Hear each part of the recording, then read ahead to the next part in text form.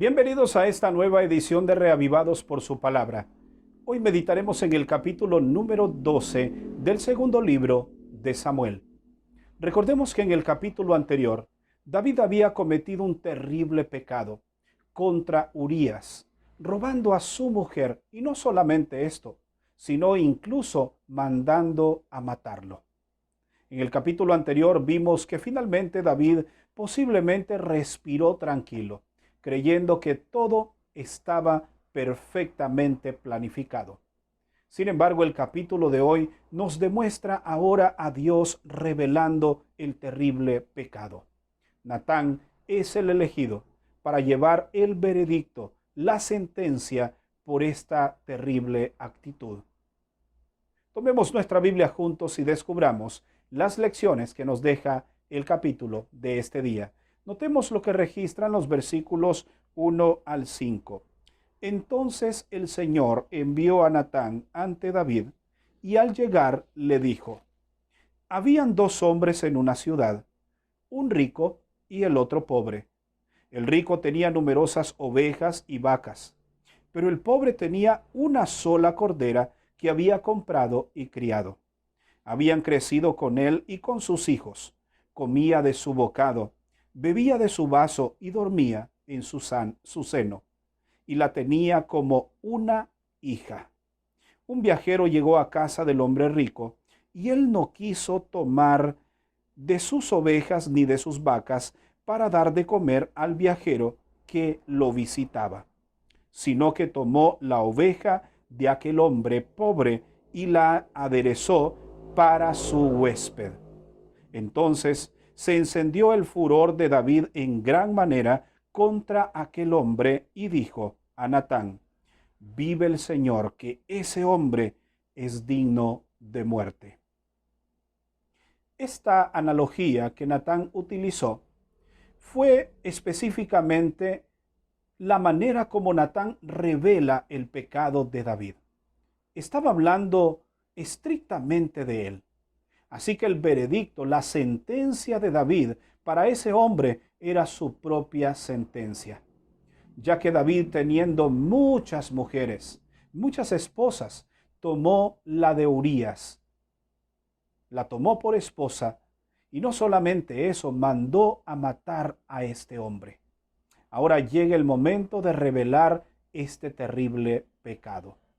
De esta experiencia aprendemos algunas lecciones. La primera es que no hay pecado que no ha de ser revelado a menos que éste sea confesado. En segundo lugar, debemos amonestar a aquellos que han cometido una falta, pero hacerlo con amor. ¿Por qué? Porque el amor lleva a la persona a obtener una conducta diferente a aquel que se le amonesta señalando únicamente su falta. Recordemos que la amonestación debe ser con el objetivo, la disciplina de redimir al pecador. Una tercera lección es que debemos amonestar con el ejemplo.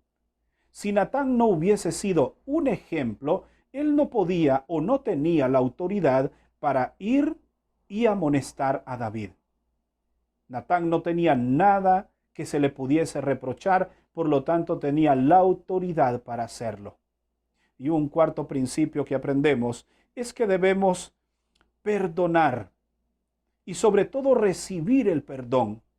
Pero recordemos que aunque el Señor nos perdona nuestras faltas, las consecuencias también tenemos que cargar con ellas. Esta fue la experiencia de David. Aunque recibió el perdón, pero su hijo finalmente murió.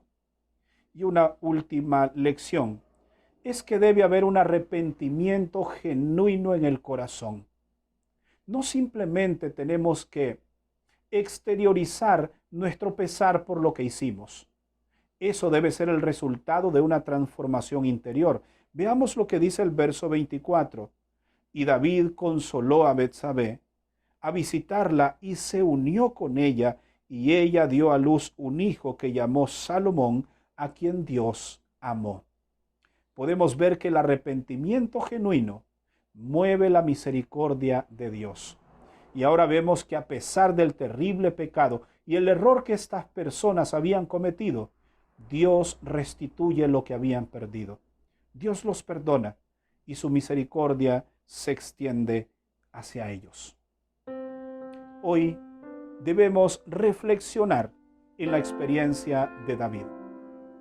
David pensó que su caso estaba resuelto, que con haber matado a Urías, con haber traído a Betsabé a su casa, nada se sabría. Sin embargo, ahora Dios revela este terrible pecado.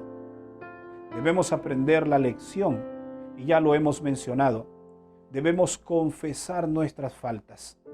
Debemos decirle al Señor: Señor, pequé, fallé, perdóname, aquí estoy.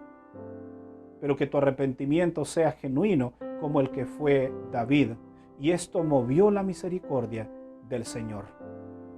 Vivamos hoy, al igual que lo mencionamos el día de ayer, una vida en santidad delante de Dios. Y si te equivocaste por alguna razón, si has de correr, corre a los brazos de Jesús.